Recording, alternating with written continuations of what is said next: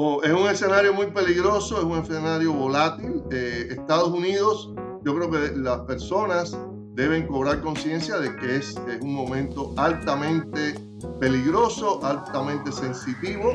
El trumpismo, yo insisto en que más que una ideología, es un culto. Y por lo tanto, no hay posibilidades de emitir ninguna racionalidad hacia un cambio, hacia una perspectiva crítica que debía ser el comportamiento tradicional de cualquier ciudadano, de cualquier persona que trate de informarse o de ser un actor en el escenario de una sociedad.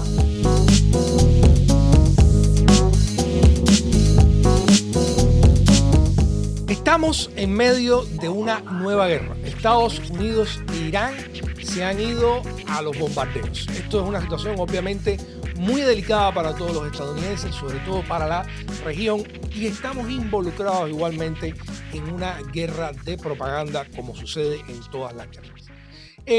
Hay una intención de vencer militarmente, pero para vencer militarmente también hay que ganar las almas, los cerebros y los espíritus para que algunos se rindan y otros para que desde los Estados Unidos, en este caso, pues apoyemos estos objetivos que se ha trazado Donald Trump.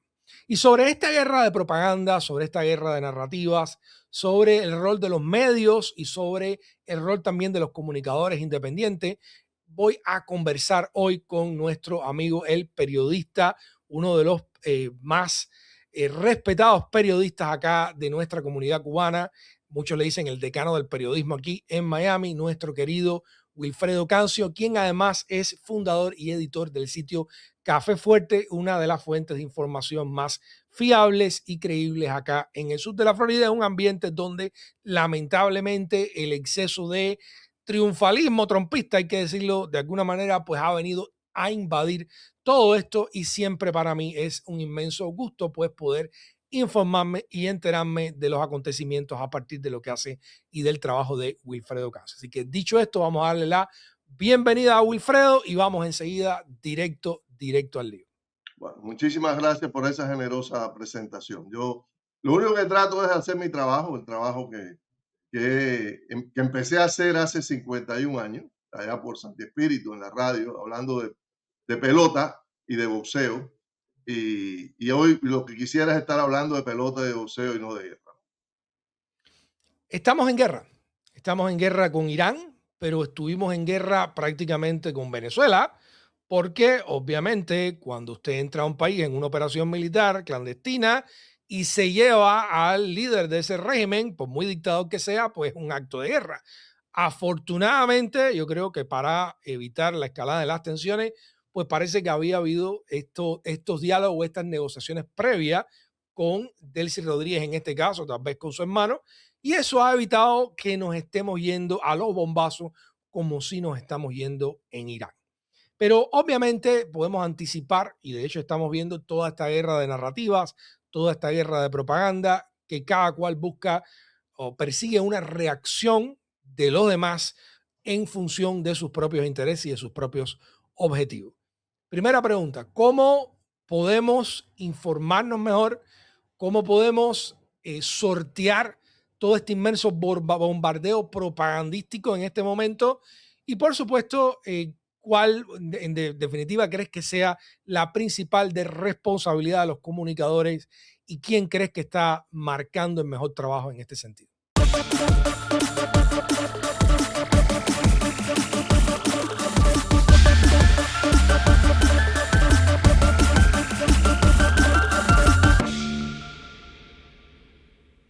Bueno, son muchas cosas ahí andando. Y lo que sí quiero decir siempre es que una guerra siempre es un hecho lamentable. Si yo comprendo el interés, la voluntad de cambiar un gobierno, que además es un gobierno teocrático, que tiene además un grado de impopularidad en Irán, que tenía un grado de impopularidad, y un personaje que gobernó la escena iraní desde 1989 y que evidentemente era un enemigo y era un elemento conflictivo de alta tensión ahí en esa zona, un país que evidentemente tiene pretensiones de enriquecimiento de uranio y de hacerse de armamento de alto alcance y de potencialidad nuclear. Pero yo creo que nada, es muy, muy lamentable una situación, o sea, que Estados Unidos se enrole en esta guerra. También todos los analistas apuntan a que no había, si iba a producirse un ataque de Estados Unidos, no había otro momento más apropiado que este, ¿no? Por muchos factores que después quizás no hubiera podido hacerlo. Y hay también un panorama electoral a la vista que no podemos perder en la perspectiva, ¿no? Ahora, yo siempre veo, estoy obligado a ver las guerras desde el punto de vista comunicativo, y en el panorama de las guerras siempre recuerda la frase aquella de que la verdad, es decir, the first casualty, la primera víctima siempre de cualquier guerra es la verdad. Y la verdad, y generalmente en la guerra hay dos fuentes de información. Los que son atacados o los que están en conflicto son las dos fuentes de información. Entonces, cada cual arrima la sartén a su visión y por lo tanto, informarse en una guerra, si no son personas que están reportando desde el terreno, el escenario de los hechos, que es realmente muy, muy difícil en estos momentos, pues te hace a ti comprar las versiones de cada una de las dos partes que están en conflicto. Y ahí hay evidentemente un sesgo informativo en función de imponer intereses. Recuerda que la guerra de Irak en el año 2003 la estuvo ganando supuestamente desde la perspectiva del gobierno de Saddam Hussein y de su estrafalario ministro de Relaciones Exteriores. Estuvo ganando la de Irak hasta que entraron en Bagdad las tropas. Hasta ahora antes la versión era totalmente victoriosa por parte del gobierno iraquí. Así que aquí yo creo que hay que tratar de hacer un esfuerzo. Esta guerra nos coge en un momento digamos, el momento de las redes sociales más turbio que podamos experimentar. Específicamente también estoy arrimando también el tema a los asuntos de la comunidad cubana, que está obviamente involucrada también en el tema de la guerra de Irán con una vocación muy intensa. Y esto, por supuesto, informarse, como tú decías, bueno, es tratar de seguir buscando los medios que están, digamos, en un proceso comunicativo de distanciamiento y de tratar de buscar la información menos imperfecta y con mayor grado de completitud. No hay de otra, es decir, no, yo creo que es importante, es decir, por supuesto, hay emisiones de información del gobierno de la administración Trump, hay emisiones de información del gobierno de Teherán, hay evidentemente un clima de claro escalada, que no se ve. La guerra inicialmente iba a ser unos operativos momentáneos, en este momento es una etapa duradera de 4 a 5 semanas, pero una guerra siempre se sabe cómo comienza, nunca se sabe cómo termina. Ahí tienes el caso de Ucrania, tenemos otra guerra también andando que no tiene fin. Así que yo creo que para los que tratamos de informarnos de la manera más equilibrada, a mí no me gusta ni la palabra objetividad, ni me gusta tampoco la palabra de imparcialidad, pues hay que tratar de escarbar en toda la información que hay, que está en este momento generándose, ¿Y tratando de... qué medio está siguiendo? Principalmente, ¿cuáles recomienda seguir? Bueno, estoy siguiendo periódicos de Israel, estoy siguiendo, por supuesto, toda la media americana y estoy tratando de seguir, por ejemplo, Irán International, que es una agencia que ha sido regularmente cercana o con posiciones, vamos a decir, que se consideraban oficialistas, pero que ha tenido, vamos, un grado de información bastante creíble. Por ejemplo, el sábado tuvimos el episodio de la muerte de Khomeini y Reuters, yo incluso publiqué la muerte porque me parecía que Reuters, que además de que hay, o sea, estamos en un momento muy particular de los medios, porque hay una crisis de mediática, hay una crisis de credibilidad de los medios y de comportamiento profesional. Eso está, y por supuesto toca las puertas de todos los medios, es decir, aunque hay medios que tratan de salvarse de esto, vamos a decir, el New York Times trata de buscar un equilibrio, etcétera, pero me parecía que Reuters no iba a embarcarse. Reuters tiene bastantes fuentes, tiene muchas fuentes desplegadas, tenía en Irán en Israel. Era muy difícil que fuera a irse con esta bulo, porque, o sea, que fuera a ser un bulo, porque ha habido, tú sabías que ha habido en otros momentos, se había manejado la muerte de Khomeini y todo eso. Bueno, pues yo creo, me lancé ahí, y también el Irán International, esto tiene lo dio también, así que uniendo todas estas cosas me parecía que era muy fuerte. Ahí tienes un caso, es decir, los medios oficialistas iraníes incluso difundieron noticias de que Khomeini iba a hablar en las próximas horas, todo eso cuando ya la persona estaba definitivamente muerta. Así que esto es parte de esta guerra de propaganda a la que hay que entrar, yo diría, con mucha cautela y con mucho sentido de tratar de buscar diversidad, incluso en ese panorama que es tan turbio y que, como te decía, es generalmente en blanco y negro, de las dos partes en conflicto, y que generalmente muy pocas veces podemos sacar en concreto la información más precisa.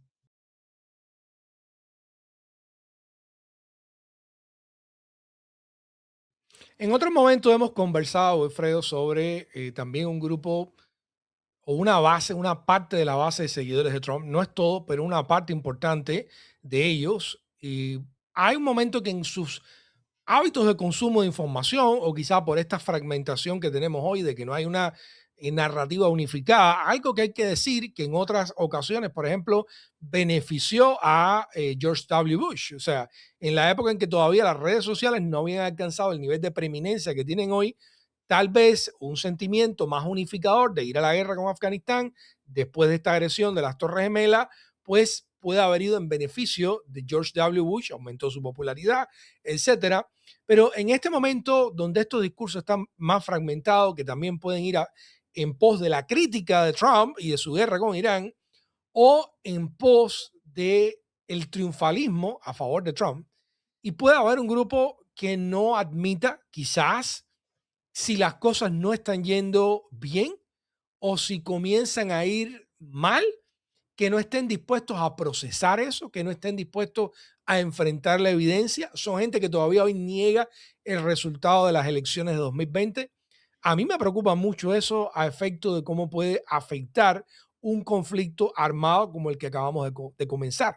Cuál es tu reacción a No, eso y qué crees? absolutamente, es decir, poniéndolo en perspectiva de la guerra de Irak en el 2003, es un panorama mediático e incluso político totalmente diferente en el país. Es decir, no hay, eh, en estos momentos estamos en esta narrativa por ejemplo, de los grupos partidarios de Trump, hay muchos, o sea, acuérdate que esto es un fenómeno de fe en esencia. Entonces, los grupos partidarios de Trump lo que han hecho justamente es cantar victoria, apresurada victoria, celebrar esto, y evidentemente hay una base que está muy contenta con lo que está pasando, pero hay que ver los resultados en los próximos días. Es decir, cuando hay muertos, ya hay evidentemente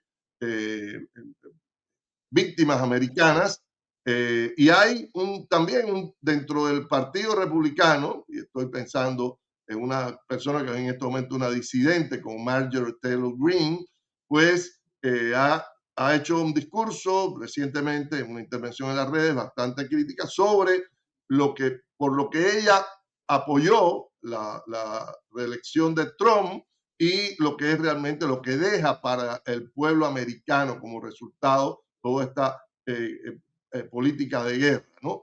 Entonces yo creo que este discurso, en dependencia de cómo vayan las operaciones, hay que ver, Hasta ahora es simplemente un panorama de 72 horas, no hay mucho más.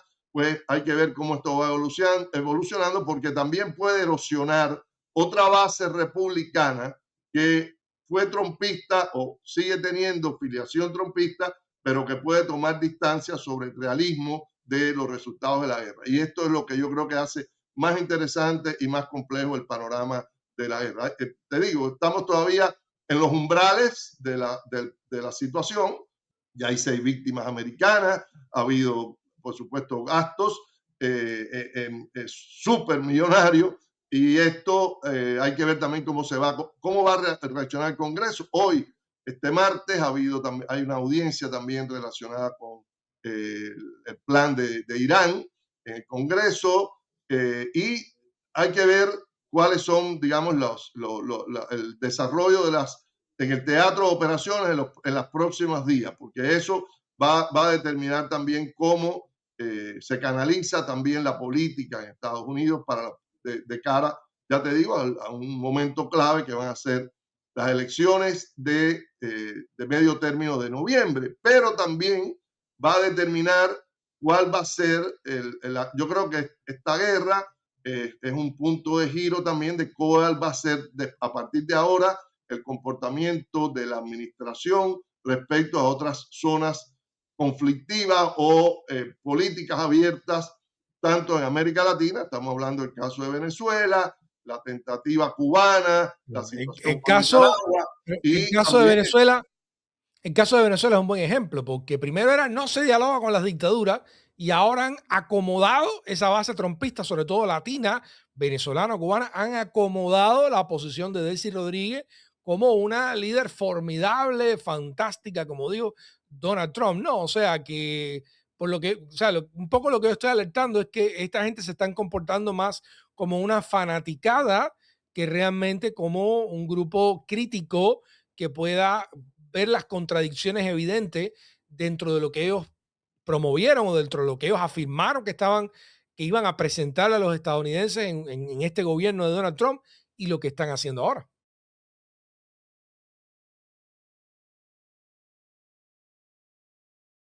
bueno, hay un grupo que eso tenemos que estar conscientes. Hay un grupo que es inamovible, es decir, el grupo que es el grupo del credo y de la fe.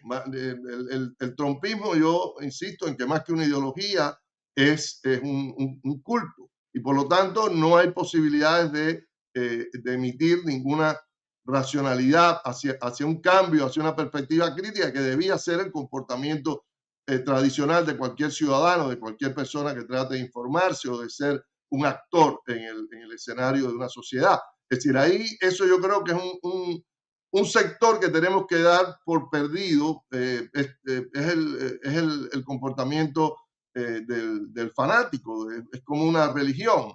Entonces no podemos aspirar a ese sector. Yo estoy pensando, y evidentemente ya hay fracturas dentro del trumpismo que conocimos en enero del 2025, que era una masa compacta, que el bloque que votó en noviembre abrumadoramente a favor de Trump, pues evidentemente ahí ha habido segmentación. Y hay que ver, me interesa no tanto, por supuesto es importante lo que van a hacer los demócratas, en ese sentido, que todavía para mi perspectiva es todavía una actuación a veces muy ambivalente, muy poco enérgica, como yo lo veo, pero lo que más me parece que va a ser interesante es cómo se va a comportar el Partido Republicano y las fuerzas republicanas a partir de estas grandes contradicciones y grandes... Es decir, está abierta una guerra con dimensiones impredecibles en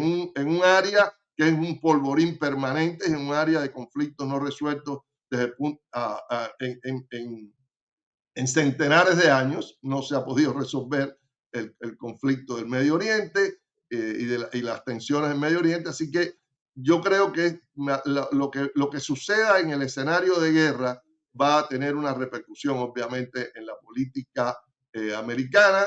Y hay que ver también hasta qué grado, y es muy importante porque ya hay indicios de que hay tentativas anticonstitucionales en relación con el proceso electoral, pues hay que ver hasta qué punto también accionan los tribunales, la relación de la administración con decisiones importantes dentro del país, hasta qué grado está también dispuesto a transgredir leyes constitucionales e imponer una autocracia que es realmente el gran peligro de esta sociedad en estos momentos. A mí, sí, y obviamente toda esta situación de emergencia que genera una guerra con Irán, yo estoy muy preocupado de que en la guerra asimétrica los iraníes cometan un tipo de acto terrorista, ¿no? Porque obviamente es el Estado que más ha apoyado el terrorismo en el mundo, eso es indiscutible, que cometan un acto terrorista dentro de los Estados Unidos que tenga suficiente magnitud para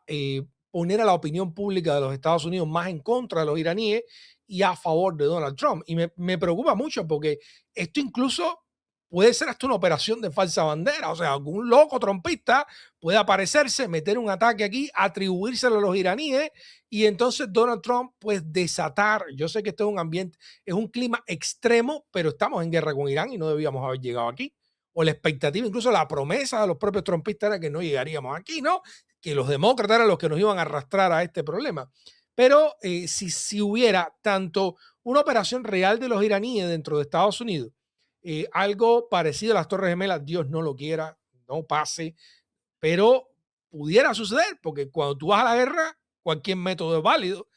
O una operación de falsa bandera donde algún loco supremacista blanco, esto, trompista, que dice hay que darle todo el poder a Trump, lo implementa y lo quiere atribuir a los iraníes y que después Trump, que tiene una relación muy conflictiva con la verdad, pues vea que él es conveniente y cree una situación de emergencia como la de la quema del Reichstag alemán, en la cual Hitler a partir de ahí pues usa esta ley de poderes habilitantes que aquí en los Estados Unidos no existe, que le da todos los poderes al canciller y empieza ahí literalmente el totalitarismo alemán.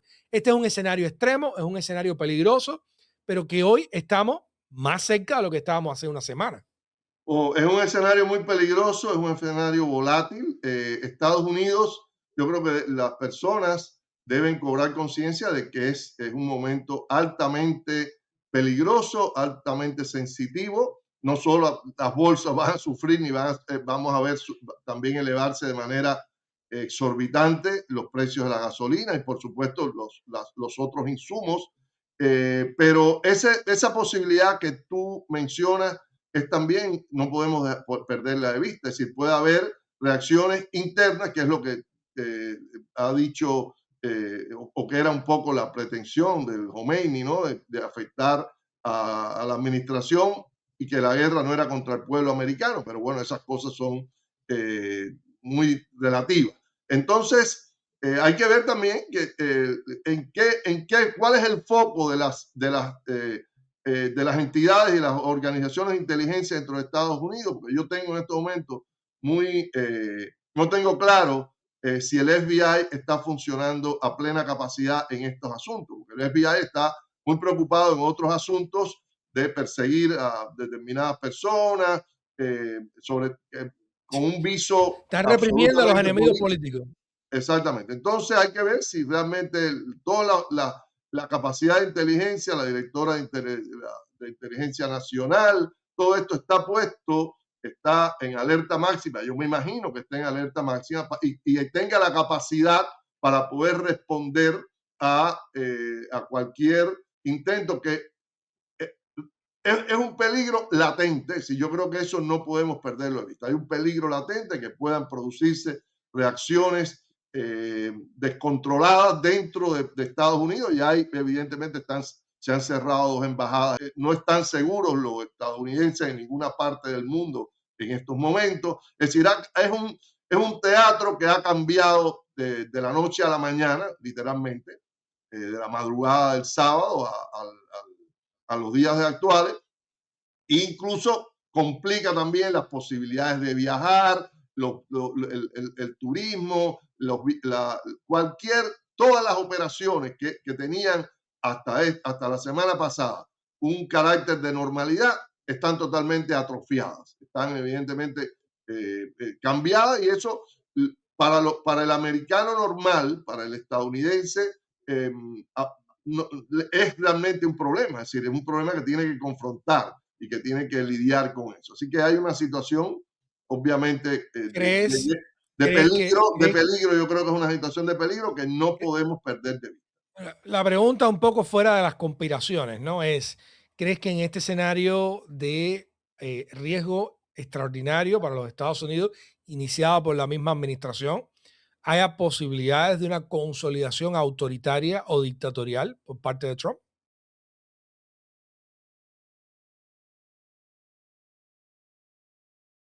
Es una posibilidad real. Y por eso te decía que era importante ver cuál va a ser la reacción de la base republicana más que la reacción demócrata, que ya presumimos que cuál va a ser, pero lo importante va a ser si realmente las fuerzas de liderazgo o influyentes del Partido Republicano cierran filas en torno a esta gran tarea nacional, que es lo que, como se ha planteado la guerra de Irán, la guerra de salvar al mundo de otro peligro, de un enemigo de Estados Unidos, de Israel, que podía hacerse de armamento de largo alcance y de bombas nucleares, o si esto permite también una actitud de distanciamiento crítico o de fragmentación dentro del Partido Republicano por por miedo electoral, porque lo que sí está claro es que el GOP, el partido en el gobierno, el Partido Republicano, está perdiendo elecciones por doquier, está perdiendo apoyo por doquier, incluso en los lugares que tradicionalmente estaban eh, dados por zonas republicanas clásicas. Hasta eso está pasando, es decir, ha habido elecciones de líderes, de senadores, de representantes que están dando la clarinada de que está cambiando la perspectiva del ciudadano de a pie. Y en estos momentos una elección lo tiene que dar por perdida. De ahí que el gobierno, y esto empezó antes de la guerra, esté maniobrando también con todo el proceso electoral.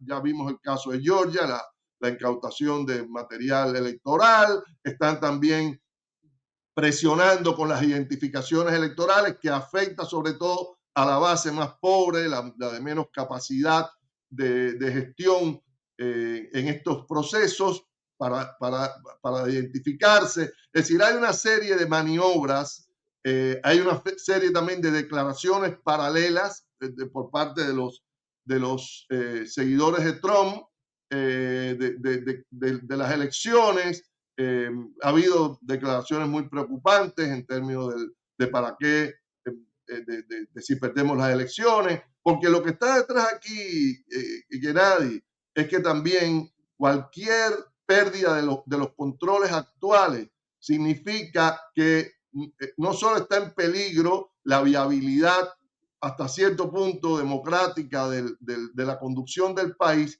sino también los actores que han propiciado determinadas decisiones a todos los niveles, tanto dentro del ICE, dentro del Departamento de Seguridad Nacional, en el FBI, en la administración e incluso en las instituciones federales del periodismo.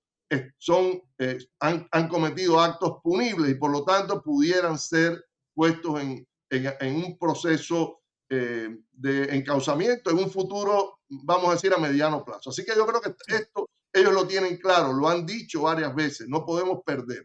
Y el no podemos perder puede llevar también a un intento de consolidación autocrática que terminaría con muchos de los estandartes democráticos y los pilares democráticos Acaba- de esta nación. acabaría la democracia estadounidense en su 250 aniversario. Exactamente. Increíble y simbólico. Dicen ahora que Cuba es la próxima, o sea, eso es parte de lo que se está creando dentro de esta campaña propagandística. Creo que la manera en que funcionó Venezuela le ha dado cierto escepticismo a la gente, pero Lindsey Graham dijo que Cuba podría ser la próxima, el senador Lindsey Graham, cercano a Donald Trump, y existe ahora esta expectativa. ¿Crees que esto es algo realista, que los Estados Unidos intervenga Cuba por la vía militar, o crees que pudiéramos llegar a una especie de Obama 2.0, pero empaquetado en algo que parezca más duro, pero adentro, en definitiva, lo que haría sería una reforma económica con alianzas o realineamiento geopolítico de La Habana hacia Washington. Bueno, yo creo que la guerra de Irán cambia totalmente la perspectiva te decía, de cualquier posterior decisión en el hemisferio acá, en el hemisferio de América Latina. Es decir, yo creo que primero siempre he creído que la posibilidad militar no es una opción, no es una opción de esta administración para Cuba. Es decir, eh, calculada trae muchos más problemas prácticos y operativos, incluso crisis migratorias que la administración no está en condiciones, ninguno creo que el gobierno americano está en condiciones de asumir. De manera que yo creo que la opción militar que están preconizando y augurando muchas personas aquí de manera, quiero decirlo, irresponsable, pues no es una consideración que está sobre la mesa. Está dicha, pero no hay una posibilidad real de que Estados Unidos se enrole en una operación militar en Cuba de gran magnitud. Yo creo que eso no está, es decir, puede haber una situación extrema de crisis humanitaria donde haya quizás otro tipo de acercamiento, de control de los mares, como en algún momento se ha advertido, pero no creo que vaya a haber una operación militar. Y la guerra de Irán cambia, desde mi punto de vista, toda esa posibilidad que parecía más cercana de solución de strike contra Cuba.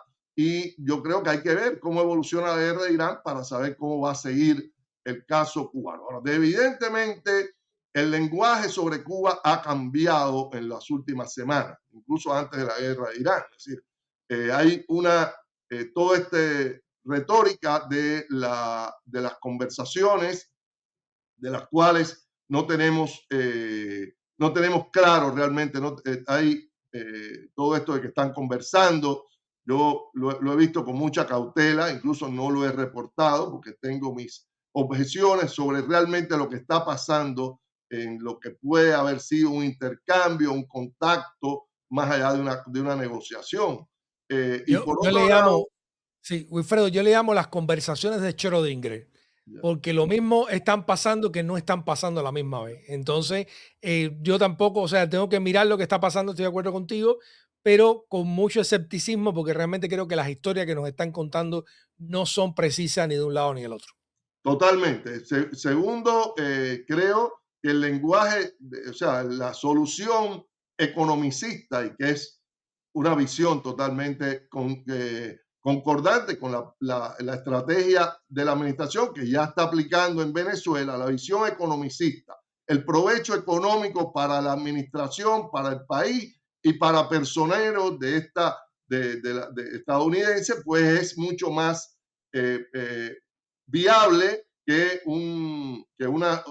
otra solución de otro tipo. Y evidentemente esa sí está sobre la mesa y tiene las decisiones que se han tomado con la anuencia de OFAC del Departamento del Tesoro, del Departamento de Comercio, las ventas, la reorientación del petróleo venezolano hacia Cuba a través del sector privado, que en algún momento fue o que sigue siendo muy cuestionado tanto por los congresistas cubanoamericanos, el trío de congresistas cubanoamericanos republicanos, y que evidentemente hay de alguna manera algunas grietas en el discurso que proyecta la administración con el discurso para el gueto de Miami o para ciertos sectores de Miami que siguen esgrimiendo los tres congresistas. Es decir, a veces muchos de ellos incluso han negado las negociaciones, es una parte importante,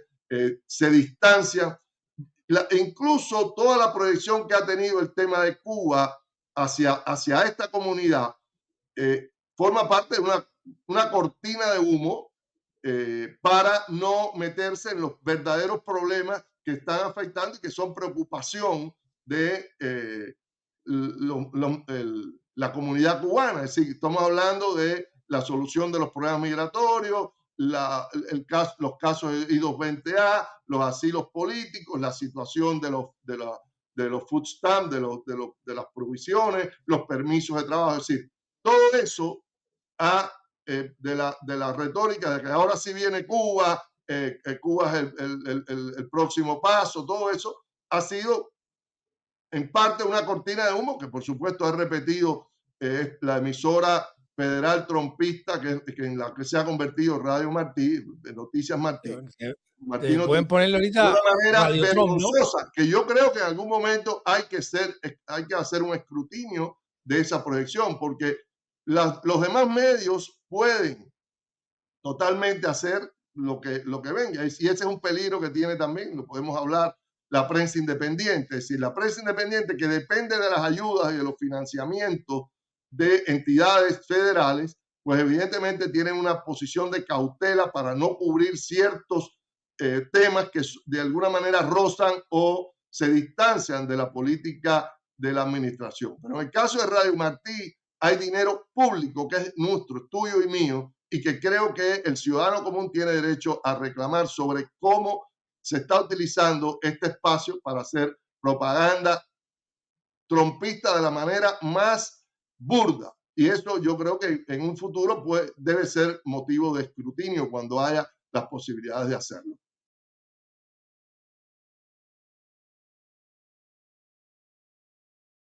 Wilfredo, muchísimas gracias. Quiero preguntarte cómo la audiencia nuestra puede seguir tu trabajo. Bueno, nada,